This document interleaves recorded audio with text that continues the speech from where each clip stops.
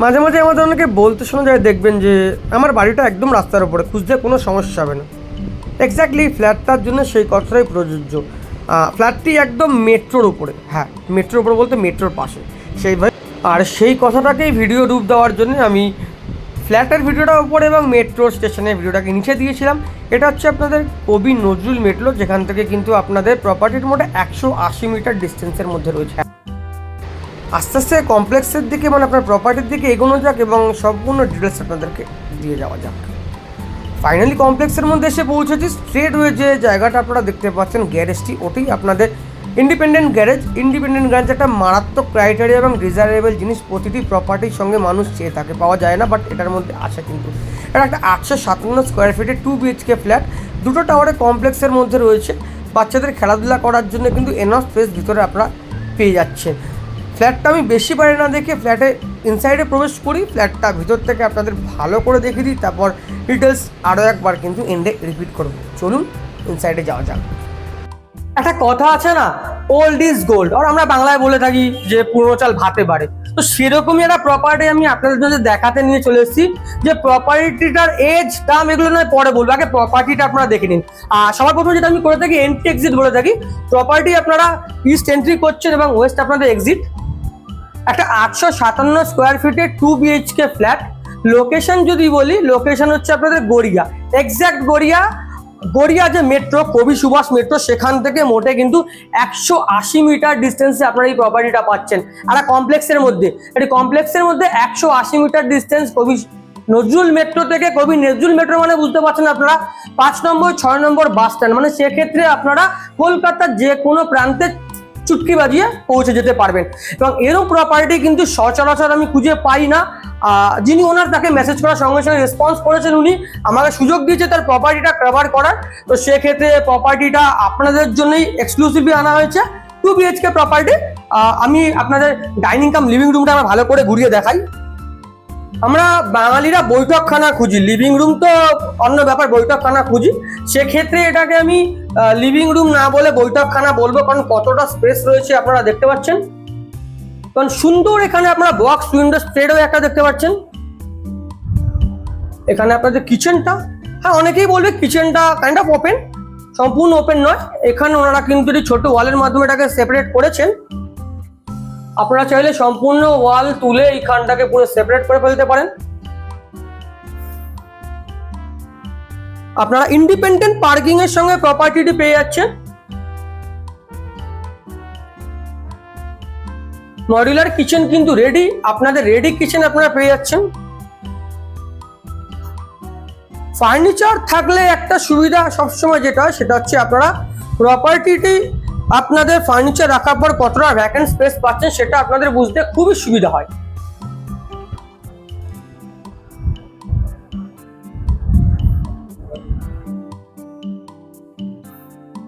বাইরে থেকে আপনাদের আউটসাইডটা দেখিয়ে দিই।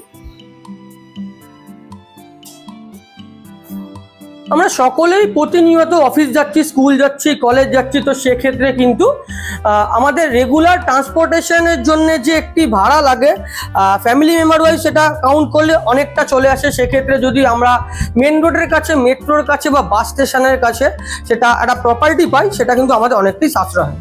এই আপনাদের বেডরুম, 2টি বেডরুম রয়েছে। বেডরুমগুলো যথেষ্ট এয়ারি এবং আলো বাতাসে পরিপূর্ণ।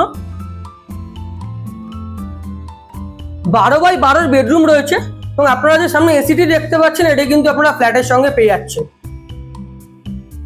এই আপনাদের রুমের উইন্ডো থেকে বাইরেটা দেখিয়ে দিচ্ছি। ওই আপনাদের মেন রোড সামনে চোখে পড়ছে, সরি মেন রোড না, আপনার বাড়ির সামনে যেটি চওড়া রাস্তা সেটি ওই রাস্তাটি।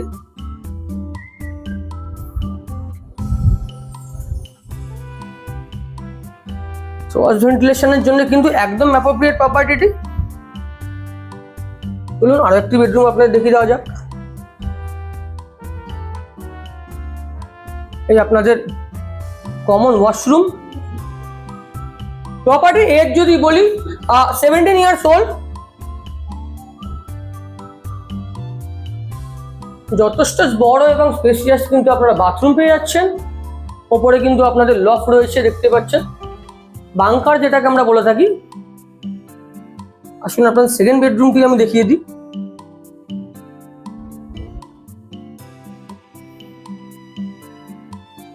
এই রুমে যা ফার্নিচার দেখতে পাচ্ছেন কোনোটিই কিন্তু আপনাদের সঙ্গে পাচ্ছেন না, এটা বলে দিই পাচ্ছেন না।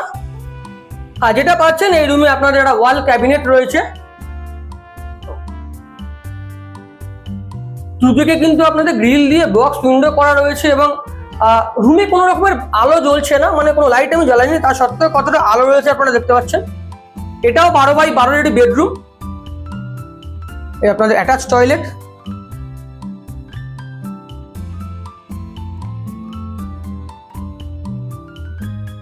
এখান থেকে বাইরের পরিবেশটা একবার দেখিয়ে দিই।